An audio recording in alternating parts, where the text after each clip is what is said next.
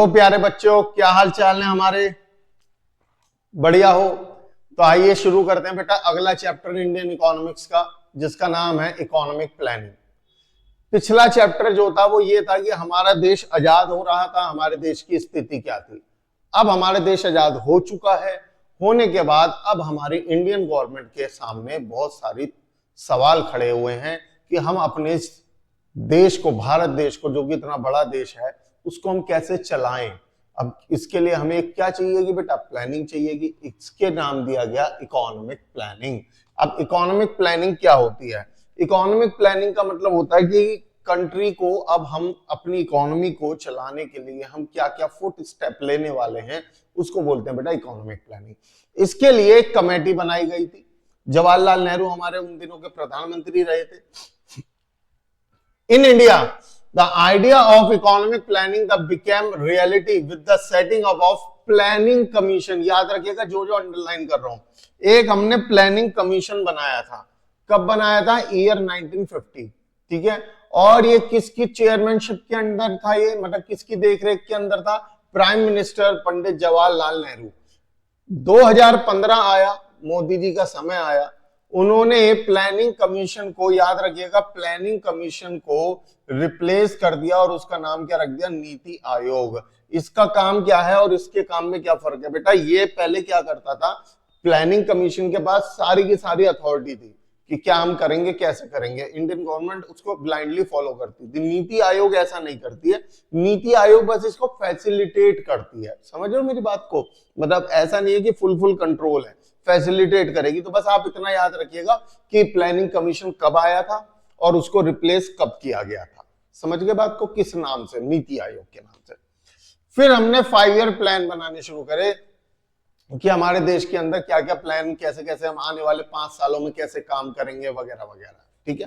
तो पहला 5 year plan कब आया था? 1951 में। और लास्ट 5 ईयर प्लान कब आया था? 2012 में। ये दोनों साल आपको याद रखना है बेटा। अब 3 टाइप की इकोनॉमी होती है। एक होती है कैपिटलिस्ट, एक होती है सोशलिस्ट, एक होती है मिक्स्ड इकोनॉमी। बेटा कैपिटलिस्ट इकोनॉमी का मतलब होता है जिसके अंदर सारा होल्ड हम प्राइवेट सेक्टर को दे देते हैं। आप डिसाइड करो, हम उसमें गवर्नमेंट नहीं बोलेगी कुछ भी, आप चलाओ देश एक प्रकार से। क्या बनाना है, कैसे बनाना है, किसके लिए बनाना है, सब आप देखो। एक होती है सोशलिस्ट इकोनॉमी। सोशलिस्ट इकोनॉमी जिसके अंदर पूरा कंट्रोल गवर्नमेंट के अंडर रहता है। और एक होती है मिक्स्ड इकोनॉमी जिसमें गवर्नमेंट और प्राइवेट दोनों का ही रोल प्ले होता है।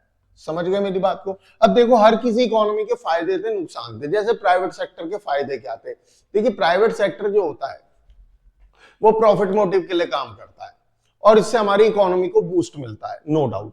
इससे फायदा यह था कि अगर हम ये वाला अपना लेते तो हमारी इकोनॉमी को बूस्ट मिल जाता। लेकिन नुकसान क्या था?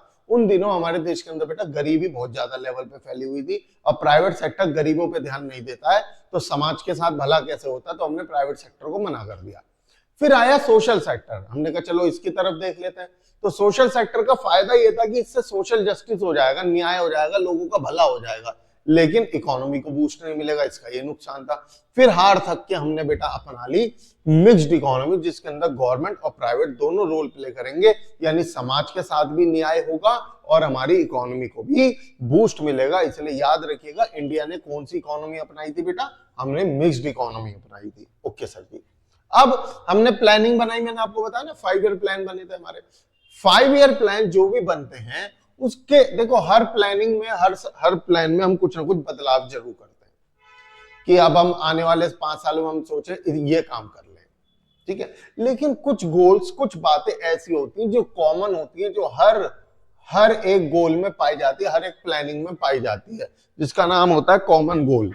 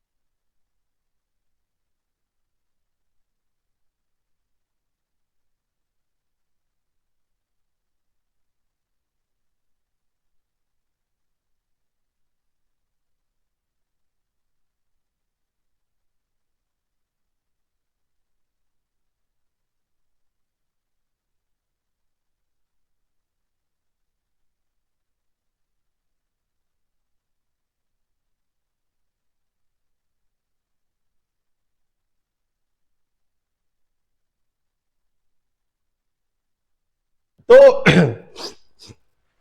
जैसे कि हम बात कर रहे थे कि कुछ कॉमन गोल है जो हर 5 ईयर प्लान के अंदर पाए जाएंगे, मतलब ये तो हर बार मिलेंगे ही मिलेंगे, समझो मेरी बात को, ये चीज तो हर प्लान में आपको मिलेगी। जैसे सबसे पहली चीज है हमारे सामने जीडीपी ग्रोथ, कि हर प्लान में हम ये तो बात हमेशा दिमाग में रखेंगे कि हमारे को अपनी जीडीपी की ग्रोथ करानी है। अब ये जीडीपी है क्या? देखो, जीडीपी का सिंपल सा मतलब होता है, अगर मैं आसान भाषा में बात करूं, production of goods and services. Goods and services का प्रोडक्शन करना, उसको कहते हैं जीडीपी। ग्रोथ इन जीडीपी का मतलब क्या होता है? इस गुड्स एंड सर्विसेज के प्रोडक्शन में इंक्रीमेंट आना। क्या आना बेटा? इंक्रीमेंट आना। तो पढ़े, increase in GDP implies increase in the level of output. Output यानी प्रोडक्शन का बढ़ जाना हमारे जीडीपी का बढ़ना कहलाता है। It implies increase in the flow of goods and services in the economy. When the increase in the flow, हाँ ये याद रखिएगा, देखिए मेरी बात को समझिएगा, एक इकोनॉमिक ग्रोथ कब कहलाती है? इकोनॉमिक ग्रोथ कब कहलाती है? जब गुड्स एंड सर्विसेज का फ्लो, बढ़ने का फ्लो, कि हर साल प्रोडक्शन जो बढ़ रहा है, जब वो लंबे समय तक बढ़ता रहे, उसको कहते हैं हमारी इकोनॉमी ग्रो कर रही है। मान लो किसी देश के अंदर, लेट से पाकिस्तान के अंदर, इस साल किसी भी कारण से गुड्स एंड सर्विसेज का प्रोडक्शन बढ़ जाए इस साल, तो ऐसा नहीं कहेंगे कि पाकिस्तान की इकोनॉमी ग्रो कर रही है, पता लगा अगले साल फिर ढल हो गई। तो जब ये चीज एक लंबे समय तक होती है, उसको हम इकोनॉमिक ग्रोथ बोलते हैं। तो पढ़े जरा, when the increase in the flow of goods and services consistent over a long period of time, it is called economic growth. ठीक है, अब सवाल उठता है जीडीपी बढ़ेगी कैसे, यानी प्रोडक्शन बढ़ेगा कैसे? प्रोडक्शन बढ़ाने के पीछे दो फैक्टर काम करते हैं। सबसे पहला factor, increase in resource base of the country, कि कंट्री अपने पास रिसोर्सेज बढ़ा ले, यानी अपने देश के अंदर जो जिससे प्रोडक्शन होना है, उन प्रोडक्शन के लिए जो रिसोर्सेज चाहिए उनके बारे में ढूंढे कि हमारे देश में ये रिसोर्सेज कहां छुपे बैठे, उनको निकाले, रिसोर्स बेस बढ़ा ले। And increase in productivity through innovative technology. तो दो चीज लगती है बेटा हमारे प्रोडक्शन को बढ़ाने में, एक रिसोर्स और एक टेक्नोलॉजी। समझ गए? अब देखो, मेरी बात को आप थोड़ा सा दिमाग से समझिएगा। अगर आप रिसोर्सेज नहीं बढ़ा सकते, आपको लगता नहीं ये और रिसोर्सेज है ही नहीं हमारे पास, तो भैया टेक्नोलॉजी पे काम करो। जैसे एग्जांपल में देता हूं, आप मान लो आप रिसोर्सेज में हम लेबर ले लेते हैं, टेक्नोलॉजी में मशीन ले लेते हैं। हम मानते हैं हमारे देश में, एग्जांपल लेते हैं, हमारे देश में जितने भी लेबर थे हमने सबको एम्प्लॉयमेंट दे दिया, अब कोई बेरोजगार नहीं है, यानी रिसोर्सेज तो और बढ़ाए जा सकते हैं नहीं। अब लेकिन हमें चाहिए कि काम ज्यादा हो जाए, तो उसके लिए हमें टेक्नोलॉजी का सहारा लेना पड़ेगा, हमें मशीन्स का सहारा लेना पड़ेगा। तो प्रोडक्शन के लिए दो चीजें काम करती हैं, एक रिसोर्स और एक टेक्नोलॉजी। क्या क्या बेटा? एक रिसोर्स और एक टेक्नोलॉजी। तो हमारा 5 ईयर प्लान यही रहता है, हम ज्यादा से ज्यादा जो रिसोर्सेज है उनको ढूंढें कि कहां वो पाए जा सकते हैं, और अगर टेक्नोलॉजी की बात करें तो हम अपने आप को लगातार अपडेट करने की कोशिश करते रहते हैं बेटा।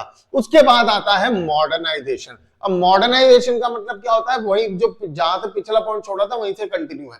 मॉडर्नाइजेशन का मतलब होता है जब हम अपने देश के अंदर प्रोडक्शन करने के लिए लेटेस्ट टेक्नोलॉजी की मदद लेनी शुरू कर दें, तो समझ के चलिएगा हमारा देश मॉडर्नाइजेशन की तरफ बढ़ चुका है। समझ लीजिए, मान लीजिए मैं स्मार्ट बोर्ड पे पढ़ा रहा हूं, है ना, तो मैं क्या हो गया? मैं अपडेट हो गया, मैं मॉडर्न हो गया हूं।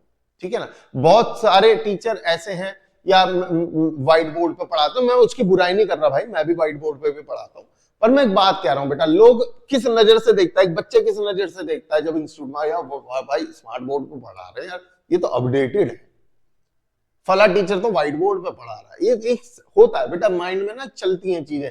तो मॉडर्नाइजेशन क्या होता है?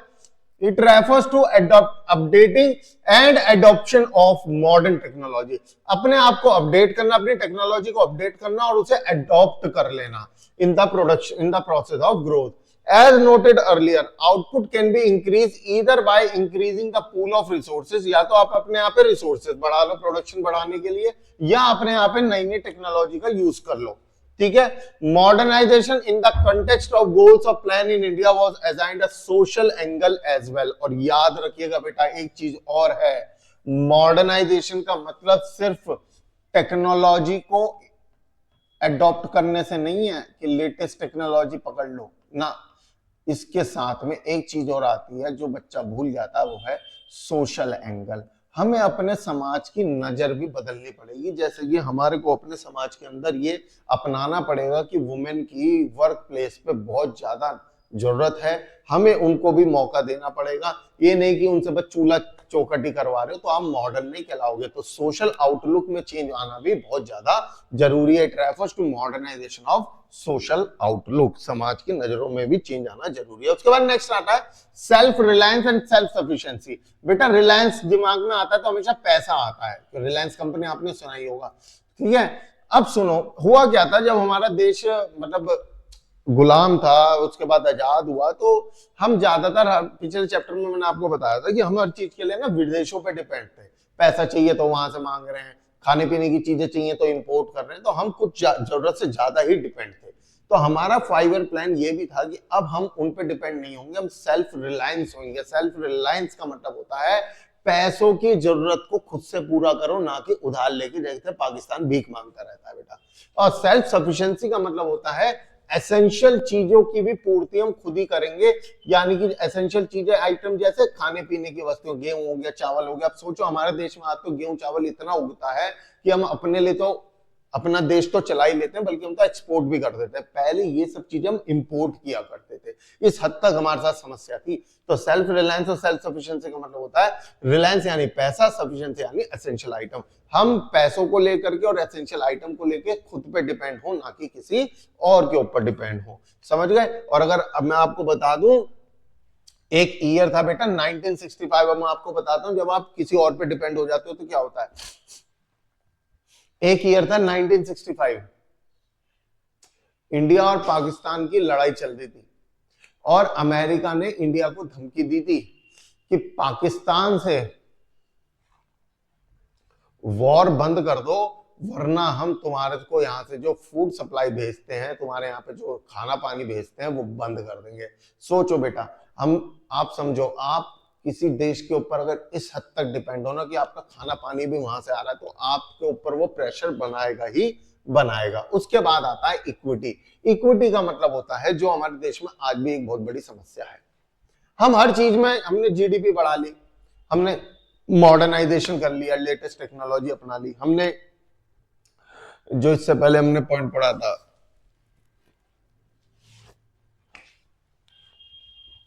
सेल्फ रिलायंस हो गए, हम ज्यादातर हम चीजें खुद से पूर्ति कर लेते हैं। लेकिन अगर आपके देश में इक्विटी नहीं है, इक्विटी का मतलब होता है हर किसी के पास बेसिक एसेंशियल आइटम्स का होना। कोई ऐसा है, कोई बहुत ही अमीर है, कोई बहुत ही गरीब है, ये इक्विटी नहीं है। अगर आपके देश के अंदर ये वाली समस्या है, जो कि हमारे देश में है, तो आपकी जीडीपी ग्रोथ करने से, मॉडर्नाइजेशन करने से या सेल्फ रिलायंस हो जाने से कोई फर्क नहीं पड़ता। तो equity is the most important thing.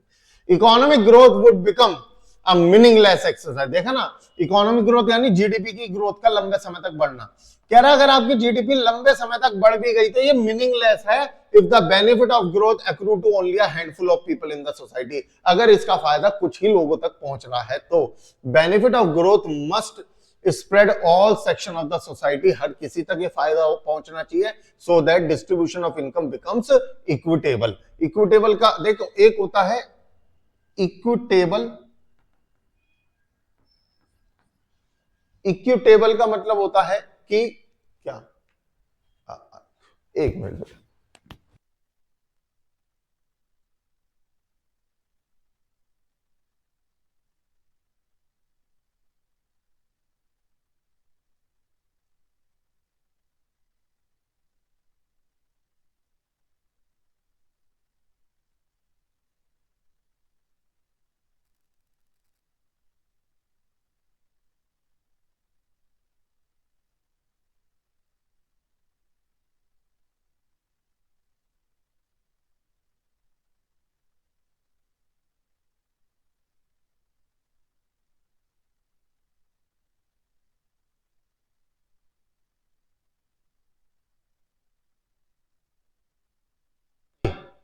तो मैं क्या बता रहा था आपको, हाँ, एक होता है बेटा इक्विटेबल डिस्ट्रीब्यूशन,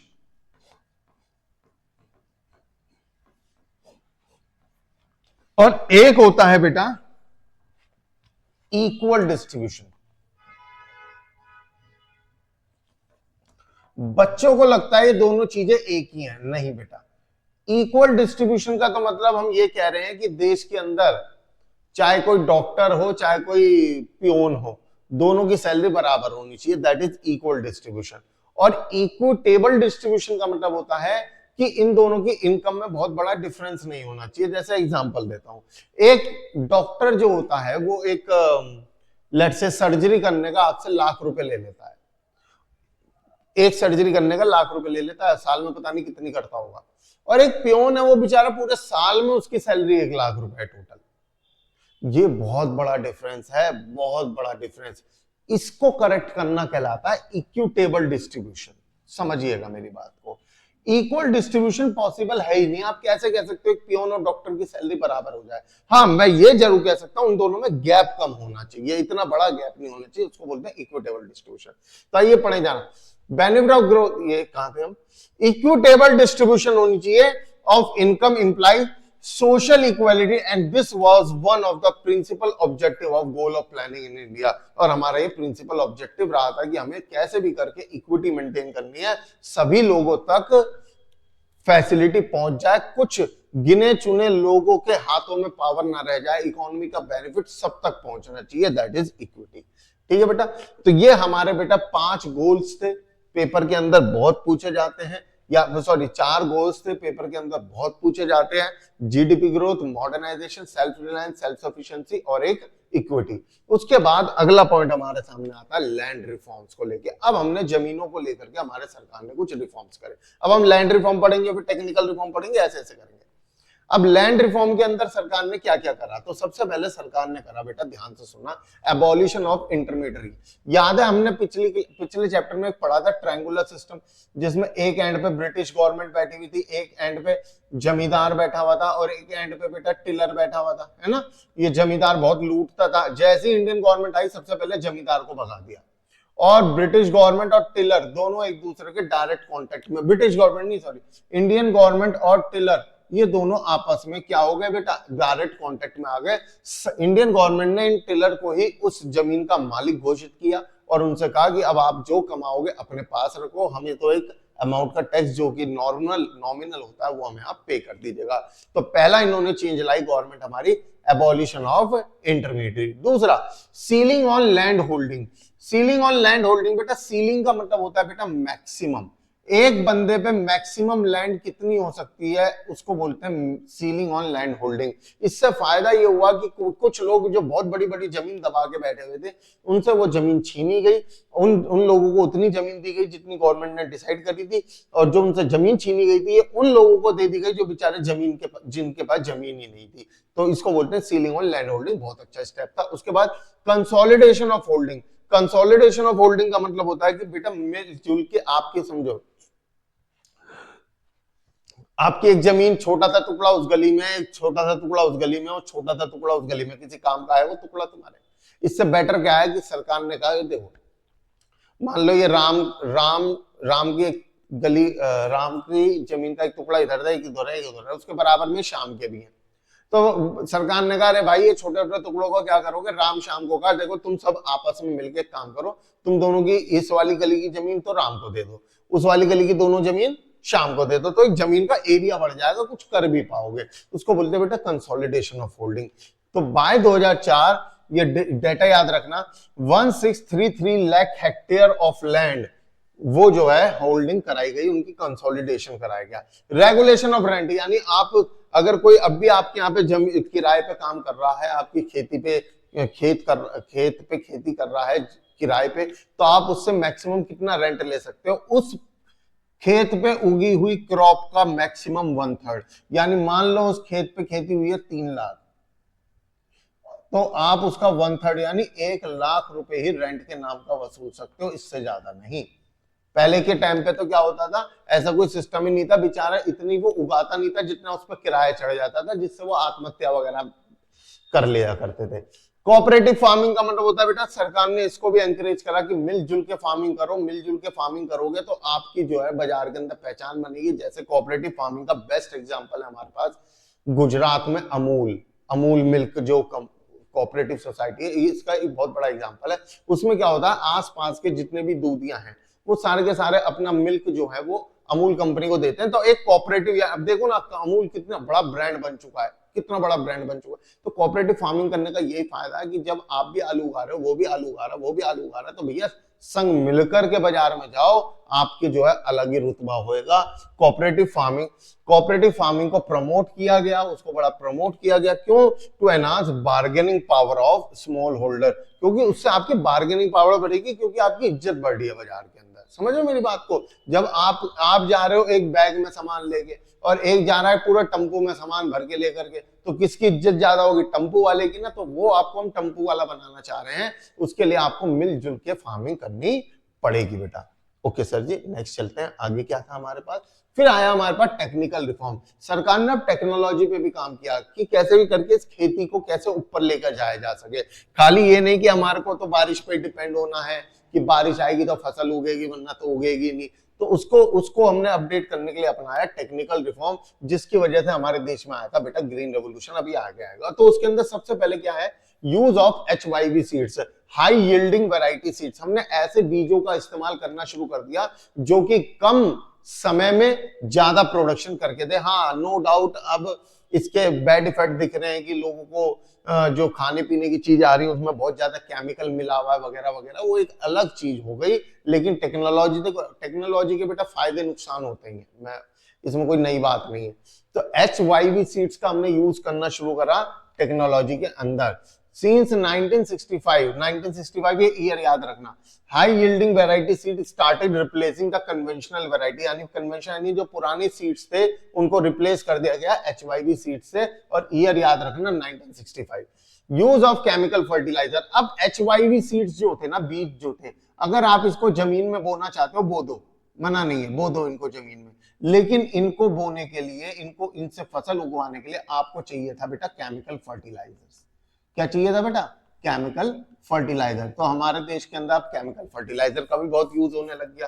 तो पढ़ें जरा, use of HYV seed require the use of fertiliser as the use of HYV increase, so that the use of chemical fertilizer। कह रहा है जैसे जैसे HYV सीड्स का यूज बढ़ने लग गया, केमिकल फर्टिलाइजर का भी यूज बढ़ने लग गया। उसके बाद हमें यूज करने शुरू करें इंसेक्टिसाइड और पेस्टिसाइड अपनी क्रॉप को बचाने के लिए, कि जो मच्छरों से हमारी क्रॉप खराब हो जाती थी, हमने उसकी प्रोटेक्शन के लिए इंसेक्टिसाइड और पेस्टिसाइड छिड़कने शुरू कर दिए। और मैकेनाइज्ड कल्टीवेशन का मतलब होता है मशीनों से। अब ये नहीं कि बैल पकड़ा और बैल से पूरा खेत जो है चलवा रहे हैं, उससे ही आपने देखा होगा पुरानी मूवीज के अंदर। अब वो सब चीजें खत्म हो गई। सरकार ने ट्रक वगैरह भी देने शुरू कर दिए, बहुत हेल्प देनी शुरू कर दी, जिससे हमारे एग्रीकल्चर के अंदर एक बहुत बड़ा रिफॉर्म देखने को मिला। तो याद रखिएगा टेक्निकल रिफॉर्म के अंदर सबसे पहले HYV आता है।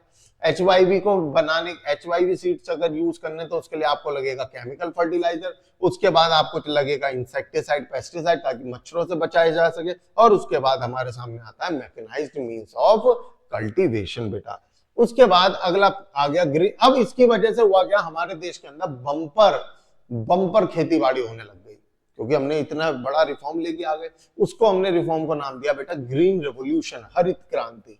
ठीक है, ये दो फेजेस में आया था, फेज 1 फेज 2। पेपर में कई बार पूछा जा चुका है। फेज 1 था हमारा मिड 60s से 70s। ऑब्वियसली बात है मिड 60s तो आएगा ही, क्योंकि आपको याद होगा हमने HYV अपनाया कब था? 1965 पे। तो याद रखिएगा, ठीक है। अब इन दोनों फेजेस में फर्क क्या था? फर्स्ट फेज के अंदर कुछ ही स्टेट तक इसका फायदा मिला था और कुछ ही फसल का इसमें फायदा मिला था। फेज 2 में फसल के जो वैरायटी थी वो भी बढ़ गई और स्टेट भी बढ़ गया। ये देख लेते हैं इसका। During this phase scope of green revolution was restricted largely to wheat and rice.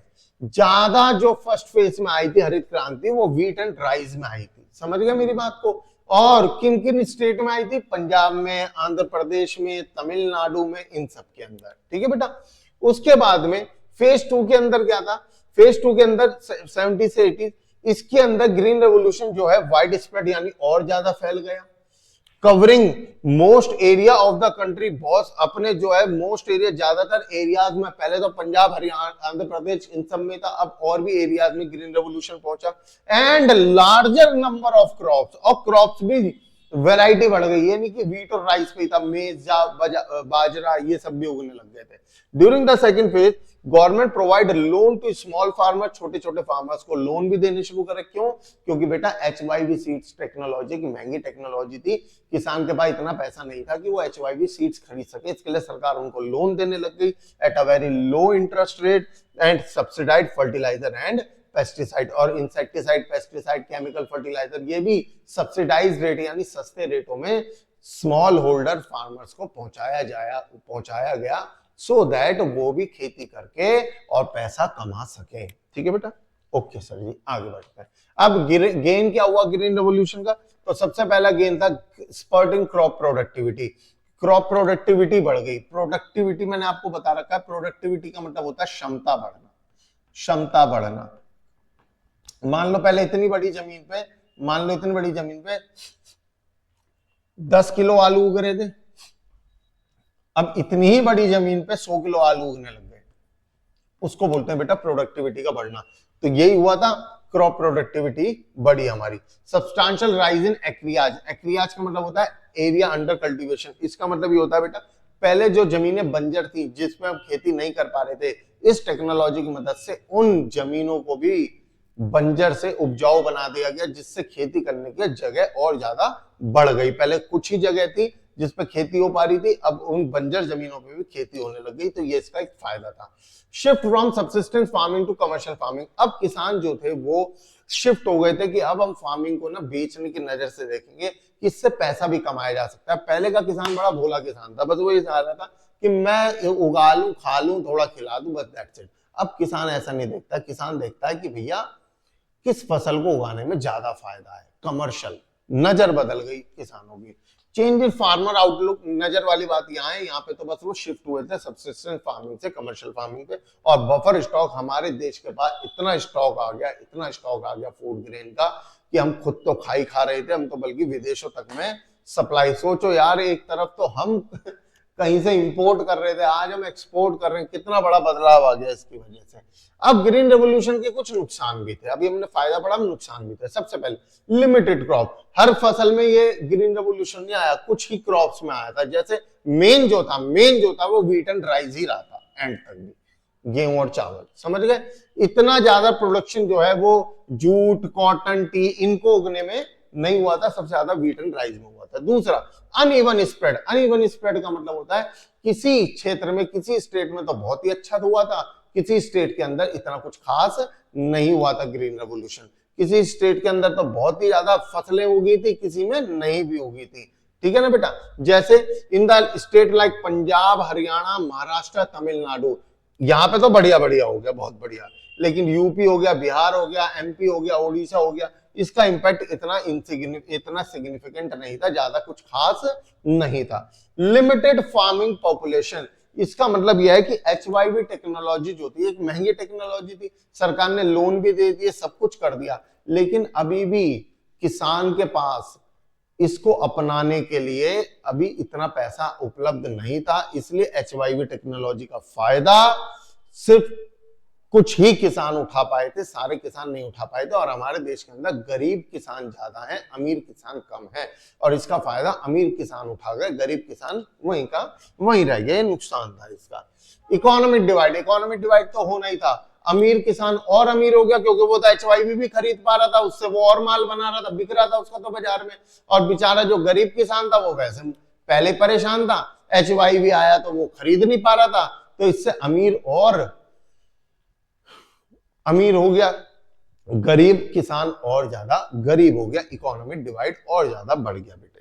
ठीक है। एग्रीकल्चर सब्सिडी वर्च्यू और वाइज, यानी कुछ लोग तो सबसे एग्रीकल्चर में दी जाने वाली सब्सिडी के खिलाफ है और कुछ लोग सब्सिडी देने के फेवर में है। तो उन दोनों की बातें हमें समझनी पड़ेंगी, सीखनी पड़ेंगी, पेपर के लिए बहुत इंपॉर्टेंट टॉपिक है।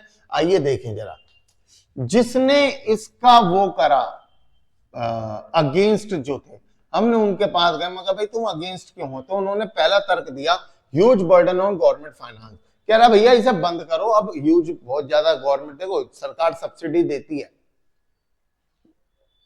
तो उसका खर्चा उठाती तो सरकार ही है ना। आपको अगर बिजली फ्री मिल रही है तो ऐसा नहीं है बिजली कंपनी के पास पैसे नहीं पहुंचे, उसको सरकार भरेगी। तो ऐसी सरकार के जो खजाने पे था उस पर बर्डन पड़ रहा था, तो लोगों ने कहा भैया इसे बंद कर दो। मिस एप्रोप्रिएट बेनिफिट, कह रहे हैं कि इसका बेनिफिट आपने उठाया, आपने ये जो सरकार ने सब्सिडी वगैरह दी थी ये छोटे किसानों के लिए दी थी, इसका फायदा तो बड़े किसान ज्यादा उठा रहे हैं, फर्टिलाइजर कंपनियां उठा रही हैं, छोटा किसान तो बेचारा फायदा उन तक तो पहुंच ही नहीं पा रहा है। तो हमारे हिंदुस्तान में शुरू से प्रॉब्लम रही है कि सरकार ने कोई स्कीम चलाई, कोई फायदा चलाया, छोटे छोटे लोगों के लिए छोटों तक पहुंचता नहीं है, बड़े ही खा जाते हैं। तो इसका बेनिफिट एप्रोप्रिएट तरीके से नहीं मिल रहा है और वेस्टफुल कंजम्पशन। और जब कोई चीज सस्ती मिलती है, फ्री मिलती है, तो लोग उसको वेस्ट करना शुरू कर देते हैं। तो बेटर है सब्सिडी को बंद कर दिया जाए, ऐसा इन लोगों का कहना था। कुछ लोग थे जो इसके फेवर में थे, उन्होंने कहा ना ना ना भैया बंद मत करो, ये तो बहुत ही गलत हो जाएगा। मैं कहा भाई तुम भी अपने मन की कह लो कि गलत क्यों हो जाएगा। उन्होंने पहला कहा देखो एग्रीकल्चर एक रिस्की बिजनेस है। हाँ बिल्कुल है, रिस्की बिजनेस तो है, मौसम पे डिपेंड होती है, तो भैया सब्सिडी जरूरी है। क्योंकि हमारे देश के अंदर ज्यादातर किसान जो है वो कैसे हैं, गरीब किसान है, और अगर आपने सब्सिडी बंद कर दी वो तो वैसे ही मर लेंगे। Second point, the proponent of farming subsidy further argued if subsidy are eliminated inequality between rich and poor will expand. कह रहे हैं जो इनइक्वालिटी है ना, जो भेदभाव है अमीर और गरीब किसान का, वो और ज्यादा बढ़ जाएगा। क्योंकि आप समझो अगर आज आप सब्सिडी बंद भी कर दोगे तो अमीर किसान तो फिर भी खरीद ही लेगा। सस्ता कर, अगर आप ये जो सस्ता पहुंच रहा था अगर वो महंगा भी कर दोगे तो अमीर कहेगा कोई दिक्कत नहीं है, मैं तो महंगा भी खरीद लूंगा, पैसा है मेरे पे। लेकिन जो गरीब किसान जो थोड़ा मोड़ा भी अगर खरीद पा रहा था, अब तो वो उस लायक भी नहीं रहा, तो इनइक्वालिटी और ज्यादा बढ़ जाएगी। ये तो बड़ी समस्या है। While the rich can reap of the benefit of new technology, the poor cannot. Briefly, we can say in the need of our not to lower the subsidy, but to ensure that benefit of the subsidy directed towards intended beneficiaries. देखिए अगर paper में आपके सामने सवाल आ जाए कि आप बताओ आप सब्सिडी को कैसा समझते हो, देना चाहिए नहीं देना चाहिए, तो आप दोनों पॉइंट लिखिएगा, फेवर वाले भी अगेंस्ट वाले भी, और उसके नीचे कंक्लूजन लिख देना कि जरूरत क्या है। जरूरत ये नहीं है सब्सिडी बंद कर दो, जरूरत ये है कि सब्सिडी चालू रखो, लेकिन ये मेक श्योर करिए कि इसका बेनिफिट उन तक पहुंचे जिसके लिए आपने ये सब्सिडी देनी शुरू करी है। ये लाइन आपकी लास्ट में लिखी हुई है, ये आपकी कंक्लूजन का काम करेगी बेटा। This is your conclusion line, this is your conclusion line बेटा, ठीक है। समझ गए आपको कैसे लिखना है? ओके सर जी। अब हमारा एग्रीकल्चर हो गया भैया खत्म, अब हो गया एग्रीकल्चर खत्म। अब हम इंडस्ट्रीज के ऊपर चल रहे हैं, मैन्युफैक्चरिंग के ऊपर, ठीक है। इसमें सबसे पहला सवाल ये आता है कि देखिए इंडस्ट्री हमारी मर चुकी थी, अब मर चुकी थी तो इसके अंदर इसको जगाने के लिए पैसे लगाने की जरूरत थी। प्राइवेट सेक्टर पैसा नहीं लगा सकता था, नहीं लगाना चाहता था। तो सवाल ये बनता है सरकार को पैसा क्यों लगाना पड़ा? तो उसका सबसे पहला कारण है lack of capital. Private sector के पास पैसों की कमी थी, क्योंकि देश अभी आजाद होकर निकला है, पैसे तो सब पे अंग्रेजों ने खाई गए थे, तो कैपिटल की लोगों पे कमी थी। दूसरा, जिसके पास पैसा था भी वो प्राइवेट सेक्टर कहता था भाई साहब क्या करूंगा पैसा लगा के, पैसा लगा दिया, माल बिकेगा तो जब जब लोगों की जेब में पैसा होगा। आम जनता तो भूखी बैठी हुई है, उन पे पैसा नहीं है, तो उनकी इच्छा भी नहीं थी पैसा लगाने की। लो इंड्यूसमेंट टू इन्वेस्ट, एक पैसा नहीं था, दूसरा किसी के पास पैसा था तो इच्छा नहीं थी। और सरकार को भी पता था कि भैया अगर हमने प्राइवेट सेक्टर को दे दिया तो समाज के साथ न्याय नहीं होगा। तो तीसरा एक कारण यह भी था सरकार को क्यों आगे आना पड़ा, ग्रोथ चाहिए थी लेकिन सोशल जस्टिस के साथ, न्याय के साथ। तो पेपर में सवाल सीधा सीधा आता है, बताओ factor necessitating direct participation of state in the industrialisation, कि इंडस्ट्री को बढ़ाने के लिए सरकार को क्यों आगे आना पड़ा। उसका पहला रीजन पैसा नहीं था प्राइवेट सेक्टर के पास, दूसरा जिसके पास था उसकी इच्छा नहीं थी पैसा लगाने की, और तीसरा सरकार ये भी चाहती थी कि हम ग्रोथ करें तो लेकिन सोशल जस्टिस के साथ। इसके लिए सरकार लेके आई बेटा एक industrial policy resolution 1956, most important topic है ये, याद रखिएगा, ठीक है। इसके अंदर क्या करा, सबसे पहले रेजोल्यूशन का मतलब होता है कोई रूल पास कर देना। तो एक रूल पास हुए 1956 में इंडस्ट्री को लेकर, जिसमें सबसे पहला रूल था three fold classification of industry. Three fold classification of industry का मतलब है कि जितनी भी इंडस्ट्री है उनको हमने तीन कैटेगरी में डिवाइड कर दिया। पहली कैटेगरी जिसके अंदर सिर्फ ये काम सिर्फ सरकारी सेक्टर करे, सरकारी कंपनी का। आपको पता है ना हमने मिक्स्ड इकोनॉमी अपना रखी थी। तो पहला ये फर्स्ट क्लासिफिकेशन के अंदर जो भी इंडस्ट्री आएंगी उसमें से पब्लिक सेक्टर यानी सरकारी कंपनी काम करेगी, उसको प्राइवेट सेक्टर नहीं कर सकती। एक क्लासिफिकेशन ऐसा था जिसके अंदर दोनों मिलके काम करेंगे, और एक तीसरा था जिसमें हम प्राइवेट सेक्टर को कहेंगे ये काम तुम कर लो। एक बात दिमाग में रखना, हमने मिक्स्ड इकोनॉमी भले ही अपना ली, हमने लोगों के आगे ये जरूर कह दिया हम तो ऐसे हाथ में हाथ डाल के काम करेंगे प्राइवेट पब्लिक, पर रियलिटी ये थी कि पब्लिक सेक्टर प्राइवेट सेक्टर का गला दबा के रखी हुई थी, वो उसे आगे बढ़ने ही नहीं दे रही थी। सोच थी ऐसी कुछ सरकार की कि प्राइवेट सेक्टर को आगे बढ़ने नहीं देंगे, क्योंकि बेटा अभी तो हम आजाद होके निकले हैं, समझ लो ना, एक डर बैठ जाता दिमाग में। तो तीन क्लासिफिकेशन किए गए, नंबर 1 पब्लिक सेक्टर, नंबर 2 जिसमें दोनों कर लेंगे, नंबर 3 जिसको सिर्फ प्राइवेट सेक्टर को देंगे। प्राइवेट सेक्टर के बाद कुछ नहीं था। आप समझो यार, ब्रेड बटर तक जो है ना सरकारी कंपनियों के अंडर था, तो प्राइवेट सेक्टर को दिया ही क्या तुमने, है ना। उसके ऊपर भी ये कह दिया कि भैया ऐसा है, अगर तुम्हें वाकई में काम करना है हमारे पास लाइसेंस लेने आ जाना। हर बात का लाइसेंस, हर बात। आज तो बेटा धंधे करने बहुत आसान है, आज तो कोई लाइसेंस वाइसेंस इतने लेने की जरूरत नहीं पड़ती है, पहले हर बात का लाइसेंस लगता था। तो 3 फोल्ड क्लासिफिकेशन में सबसे पहली हमारे सामने आ गई 3 कैटेगरी में। पहली कैटेगरी जिसके अंदर जो है एक्सक्लूसिवली ये सिर्फ पब्लिक सेक्टर ही रखेगी अपने पास, जिसके अंदर कौन कौन से आते हैं नाम याद रखिए। एक तो आता है इसमें एटॉमिक एनर्जी, डिफेंस और रेलवे, ये सिर्फ पब्लिक सेक्टर करेगी। दूसरा, दोनों के दोनों कर सकते हैं, प्राइवेट एंड पब्लिक सेक्टर दोनों, बोथ। समझ गए मेरी बात, ठीक है बेटा। However, private sector was to play a secondary role, इसमें भी प्राइवेट सेक्टर का सेकेंडरी रोल था, मेन रोल नहीं था, ठीक है। उसके बाद इसके अंदर कौन कौन सी आती है, एक तो आती है इसके अंदर fertiliser industry, mining industry, etcetera etcetera. और तीसरा आया all industry other than category 1 and 2। 1 and 2 में जो भी बच गई इससे 1 और 2 से अभी भी बाहर हैं, उनको हमने थर्ड में डाला गया, और उसके लिए भी हमने किसको नाम दे दिया कि भैया प्राइवेट सेक्टर चलो तुम कर लेना, लेकिन थ्रू लाइसेंस। हर बात का लाइसेंस, समझ गए मेरी बात को। 10 IPR 1956 clearly implied that state was sponsor the process of industrialization in the economy। State यानी गवर्नमेंट, कि गवर्नमेंट ही मेन रोल प्ले कर रही थी, प्राइवेट सेक्टर का कोई रोल नहीं था। तो हमने प्राइवेट सेक्टर को कह दिया भाई लाइसेंस लेने की जरूरत पड़ेगी। उन्होंने कहा भैया काय बात का लाइसेंस, ये तो बता दो। हमने कहा देखो इंडस्ट्रियल लाइसेंस तुम्हें किस किस चीज के लिए, नॉट वर्ड गलत है, आपको किस किस चीज के लिए लाइसेंस लेना पड़ेगा। अगर आपको कोई नया बिजनेस करना स्टार्ट करना, आ जाना हमारे पास, लाइसेंस ले लेना पहले, जब ही करना। जब हम आपको ये लाइसेंस यहाँ पे दे रहे होंगे तभी हम आपकी, मान लो आप जूते बना रहे तो हम आपको जो है ना वहीं के वहीं बता देंगे कि आप ये 500 जोड़ी जूतों से ऊपर नहीं बनाओगे। अगर आपको 500 जोड़ी जूतों से ऊपर बनाने हैं फिर आ जाना लाइसेंस लेना, और भैया ग्रोथ करनी है। और अगर आपको अपने बिजनेस का डाइवर्सिफिकेशन करना है, यानी जूतों के साथ अब आप चाहते हो तो बैग भी बना लें, तो भैया फिर आ जाना लाइसेंस लेने, हर बात का। और आपको क्या लगता है लाइसेंस इतना आसान था कि गए मुंह उठा के और लाइसेंस ले आए, सालों लग जाते थे। तो लोग कहते हैं ऐसी तैसी में हम धंधा ही नहीं कर रहे। तो कहने का मतलब क्या है मेरे बच्चे, सिंपल सा मतलब है, लाइसेंस लेने के लिए ये चीज, किन किन बातों के लिए लाइसेंस लेना पड़ता था, इन चीजों के लिए। अब इससे क्या हुआ कि जो प्राइवेट सेक्टर था उसका मूड खराब हो गया बहुत ज्यादा। कह रहा है यार इनको गला ही दबा रखा है, कह रहा है चल मैं नहीं कर रहा धंधा, मैं नहीं कर रहा, चल। सरकार ने कहा भैया तो बिदक गया। सरकार ने अब उसको देने शुरू करे कंसेशन, यानी कुछ फायदे, उसको लॉलीपॉप देनी शुरू करी कि बेटा ले चल, एक काम कर तू। अच्छा, अब लाइसेंस लेने की प्रक्रिया क्यों थी पहले ये समझ लो, ताकि ये पॉइंट समझ में आए। सरकार का लाइसेंस देने का उद्देश्य ये था कि अब जब आप हमसे लाइसेंस लेने आएंगे तो अब आप कहेंगे हमें दिल्ली में फैक्ट्री डालनी है, हम आप कहेंगे ना दिल्ली में नहीं, बिहार जा, बिहार में लगाइए। अब सरकार ऐसा क्यों कर रही थी, क्योंकि सरकार को ये बहुत अच्छे से पता है और आपको भी पता है कि जहां पर एरिया के अंदर इंडस्ट्री लगनी शुरू हो जाती है उस एरिया का डेवलपमेंट शुरू हो जाता है।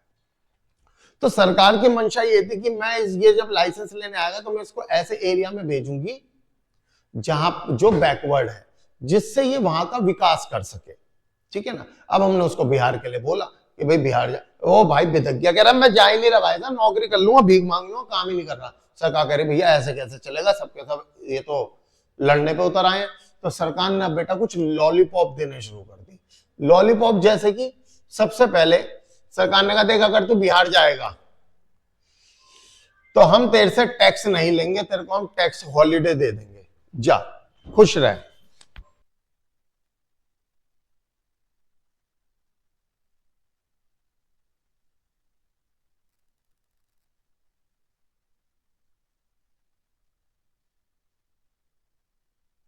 हम कहते थे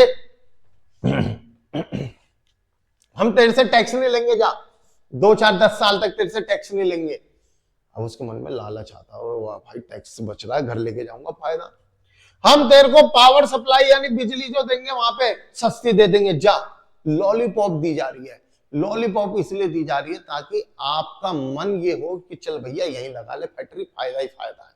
और ये सरकार इसलिए कर रही थी मेरे बच्चों की भी मजबूरी समझो। सरकार यहाँ पे गलत नहीं थी, हाँ चीजें गलत हो गई वो एक अलग चीज है, पर सरकार गलत नहीं थी।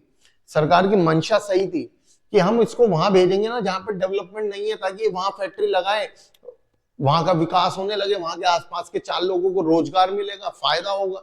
तो इसके लिए सरकार को लॉलीपॉप देनी पड़ती बेटा। तो इंडस्ट्री को लेके 3 हमने रेजोल्यूशन लाए। Number one 3 fold classification of industry, industry को 3 फोल्ड में बांट दिया गया। दूसरा फिर हमने आया इंडस्ट्रियल लाइसेंसिंग आपको काय बात के लिए चाहिएगी, और इसके बाद वो बिदक गए तो हमने उनको लॉलीपॉप देनी शुरू कर दी, इंडस्ट्रियल कंसेशन देने शुरू कर दिए। उसके बाद हमारे सामने आता है स्मॉल स्केल इंडस्ट्री, छोटी इंडस्ट्री। छोटी इंडस्ट्री और बड़ी इंडस्ट्री में फर्क क्या होता है?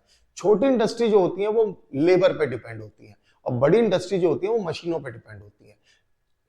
स्मॉल इंडस्ट्री 4 लोगों को रोजगार देती है, और बड़ी इंडस्ट्री आसपास का इंफ्रास्ट्रक्चर डेवलप करवाती है। समझ गया? वो रोजगार नहीं देती पर इंफ्रास्ट्रक्चर अच्छा करवा देती है। तो सरकार ने स्मॉल स्केल इंडस्ट्री का सहारा लेना शुरू कर दिया बेटे। कहां है ये? तो पहली बात, स्मॉल स्केल इंडस्ट्री होती कौन सी है? is presently defined as a unit having fixed investment of less than 10 crore. Fixed investment का मतलब हो गया एग्जांपल के लिए मशीन। मशीन में आपके यहाँ जितनी भी मशीन लगी हुई है वो 10 करोड़ से कम होनी चाहिए उनकी वैल्यू, और एंड है मतलब उसके साथ में एक कंडीशन और है, आपकी टर्नओवर यानी आपकी जो सेल है, आपकी जो सेल्स है ईयरली वो 50 करोड़ से कम होनी चाहिए। 2 कंडीशन है, आपकी सेल 50 से कम होनी चाहिए और आपके यहाँ पे मशीन जो होनी चाहिए वो 10 करोड़ से कम होनी चाहिए, तो आप स्मॉल स्केल इंडस्ट्री हो, वरना तो आप स्मॉल स्केल इंडस्ट्री नहीं हो। लेकिन जब ये तो अभी चेंज करी है इन्होंने फिगर। पहले जो थी वो पहली बात तो एक ही कंडीशन थी, जब 1951 के टाइम पे सिर्फ एक कंडीशन थी इन्वेस्टमेंट के ऊपर यानी मशीन के ऊपर, और वो कंडीशन सिर्फ 5 लाख रुपए थी। अब 5 लाख उस टाइम पे बहुत थे भाई, आज तो 5 लाख कुछ भी नहीं होता है, ठीक है ना। The role of small scale industry in achieving the goal of planning was underlined by the Carve Committee। Committee का नाम याद रखना। स्मॉल स्केल इंडस्ट्री का जो वो था कर चलाने के लिए जो सरकार ने जिम्मेदारी दी थी वो बेटा कार्व कमेटी को दी गई थी, ठीक है ना। और कब दी गई थी? 1955 में। ईयर और कमेटी दोनों का याद रखिएगा। उसके बाद एसएसआई यानी स्मॉल स्केल इंडस्ट्री की 3 कैरेक्टरिस्टिक्स होती हैं, पेपर के लिए इंपॉर्टेंट है। सबसे पहली कैरेक्टरिस्टिक्स है एसएसआई जो होती है वो लेबर इंटेंसिव होती है, यानी कि यहाँ पे लेबर से काम ज्यादा कराया जाता है, ना कि मशीनों से काम ज्यादा कराया जाता है। एसएसआई शो लोकेशनल फ्लेक्सिबिलिटी, कहीं भी लगाई जा सकती है, कहीं भी लगाई जा सकती है। ये देखिए बड़ी इंडस्ट्री तो ज्यादातर वहां लगाता है आदमी जहां से उसका रॉ मटेरियल आता है, क्योंकि रॉ मटेरियल का ट्रांसपोर्टेशन कॉस्ट बहुत हो जाता है नहीं तो। लेकिन स्मॉल स्केल इंडस्ट्री कहती है भैया मैं तो छोटी इंडस्ट्री हूं, मुझे ऐसा कोई हाई मार्क नहीं है कि मुझे रोज ही रॉ मटेरियल चाहिए, मैं तो कहीं भी लग जाऊंगी। तो लोकेशनल फ्लेक्सिबिलिटी होती है। और तीसरा, स्मॉल स्केल इंडस्ट्री जो होती है उसमें छोटी इन्वेस्टमेंट चाहिए होती है, और इसलिए इक्विटी ओरिएंटेड, यानी कि इससे होगा क्या, सभी लोगों को इंडस्ट्री लगाने में मदद मिलेगी, इक्वालिटी बढ़ेगी। ऐसा नहीं होगा कि कुछ ही लोग हैं जो बादशाह बने बैठे हुए हैं और वही बस इंडस्ट्री चला रहे हैं। तो स्मॉल स्केल इंडस्ट्री के ये भी फायदा। अब आपके दिमाग में आ रहा होगा सर जी कहाँ छोटा सर, 10 करोड़ 50 करोड़ की बात कर रहे हो, कहाँ छोटे? बेटा लेस देन लिखा है, तो 10 करोड़ से कम तो 10 लाख भी होता है, 5 लाख भी होता है, 8 लाख भी होता है। समझ गए ना? तो बच्चे कई बार ये दिमाग में रखते हैं करोड़ों की बात हो रही है, आप स्मॉल स्केल इंडस्ट्री को बोल रहे हो, करोड़ों की बात हो रही है, पर वो देखो तो वहां वर्ड क्या, less than 10 crore, less than 50 crore. तो 10 करोड़ से कम तो कुछ भी हो सकता है ना बेटे, तो स्मॉल स्केल इंडस्ट्री इसलिए क्या है बेटा, इक्विटी ओरिएंटेड है, इसको हर कोई लगा सकता है। उसके बाद हमने एक चीज अपनाई, इंपोर्ट सब्स्टिट्यूशन। इंपोर्ट सब्स्टिट्यूशन का मतलब क्या होता है कि अब हम अपना माल अपने देश में बनाएंगे, जो हम माल बाहर से मंगवा रहे थे अब हम बाहर से ना मंगवा के देश के अंदर बनाएंगे, that is called import substitution. समझ गए? अब पहली लाइन में इसकी परिभाषा है, import substitution implies domestic production of those goods which the economy has been importing from rest of the world. दूसरा, हमारी एक तो ये थी इंपोर्ट सब्स्टिट्यूशन करने की वजह। दूसरा, हम ये चाहते थे कि हम तो जो है ना जी, ऐसा है बाहर से मंगाएंगे तो हमारे पास जो डॉलर है ना वो यूज हो जाएगा, वो पेमेंट करनी पड़ जाएगी जब बाहर से मंगाएंगे, तो हम उसको बचाना भी चाहते थे। तो फॉरेन एक्सचेंज को हम यूटिलाइज कर रहे थे डेवलपमेंटल इंपोर्ट। अब डेवलपमेंटल इंपोर्ट का मतलब क्या होता है, हम बस वो चीज बाहर से मंगवाएंगे, ऐसी टेक्नोलॉजी बाहर से मंगवाएंगे जो हमारे देश में जरूरत है लेकिन हमारे देश के अंदर अवेलेबल नहीं है, उसको बोलते हैं डेवलपमेंटल इंपोर्ट। यानी कि बहुत ज्यादा जब जरूरत होगी तब हम कुछ बाहर से मंगवाएंगे, उसके लिए अपने देश के अंदर जो डॉलर हम पे बचा हुआ है उसे यूज करेंगे। हालांकि ये फेल हो गया था प्रोसेस। उसके बाद by adopting toward looking inward looking trade strategies the government preferred to economise the use of foreign exchange. Government ने प्रेफर करा कि मैं तो जो है ना फॉरेन एक्सचेंज का इकोनोमाइज यूज करूंगी, बचा के चलूंगी। मतलब यार एक बात बताओ, आपके घर में पानी आप कह रहे हो भैया बहुत ही ज्यादा प्यास लगेगी ना जब ही पीऊंगा, या बहुत ही दिन हो जाएंगे जब ही नहाऊंगा ताकि पानी भरना ही ना पड़े, पानी दोबारा से जरूरत ही ना पड़े, तो बेटा कब तक कर लोगे, कभी तो खत्म होगा। यही प्रॉब्लम हमारे साथ आ गई कि हमने विदेशों से संबंध कम कर दिए कि हम तो जब बहुत जरूरी होगी तो ही बात करेंगे। तो भैया कितने दिन, उनका तुम्हारे बिना काम चल जाएगा, तुम्हारा उनके बिना अभी काम नहीं चल सकता है। समझ गए? Also the government wanted to protect the domestic industry from international competition. और उन दिनों हमारी डोमेस्टिक इंडस्ट्री भी पनप रही थी, इंडिया के अंदर नई नई इंडस्ट्रियां लग रही थी, तो गवर्नमेंट ये भी चाह रही थी कि अगर विदेशों से मेलजोल कम हो जाएगा तो इससे फायदा हमारी डोमेस्टिक इंडस्ट्री को मिलेगा, वो और ज्यादा तत्पर हो पाएंगी, वरना फॉरेन प्रोडक्ट आएंगे वो तो 1 मिनट में फेल कर देंगे इंडियन प्रोडक्ट को। तो हम इनको प्रोटेक्ट भी करना चाहते थे। उसके बाद में लास्ट हमारा आ गया पूरे चैप्टर का सार, silent feature of growth strategy during 1950 to 1990। सबसे पहले हमने जो है पब्लिक सेक्टर के ऊपर बात रखनी है। Public sector main role play कर रही थी और प्राइवेट सेक्टर जो थी वो सेकेंडरी रोल प्ले कर रही थी। 2 पॉइंट तो ऐसे याद हो गए, इंपॉर्टेंट पॉइंट, ये ध्यान रखिएगा। दूसरा ऐसे याद करो, लार्ज स्केल इंडस्ट्री को सरकार इसलिए प्रमोट कर रही थी ताकि देश का इंफ्रास्ट्रक्चर डेवलप हो सके। क्या डेवलप हो सके बेटा? देश का इंफ्रास्ट्रक्चर डेवलप हो सके। और स्मॉल स्केल इंडस्ट्री को इसलिए प्रमोट कर रही थी ताकि देश के अंदर एम्प्लॉयमेंट जनरेट हो सके, 4 लोगों को रोजगार मिल सके। ठीक है, 4 पॉइंट हो गए, ऐसे याद होंगे आपको ये। चलो और चलते हैं। उसके बाद में process of industrialisation focus on import substitution. हाँ, हमने इस चैप्टर में ये भी पढ़ा है कि हमने किस पे फोकस करा था, इंपोर्ट सब्स्टिट्यूशन पे ज्यादा फोकस करा था कि बाहर से माल ना मंगवाओ, अपने आप खुद ही बना लो। As far as possible domestic industry was to be protected from foreign competition. हम जहां तक हो सका हमने अपने डोमेस्टिक इंडस्ट्री को, इंडियन इंडस्ट्री को प्रोटेक्ट करा था फॉरेन इंडस्ट्री के कॉम्पिटिशन से।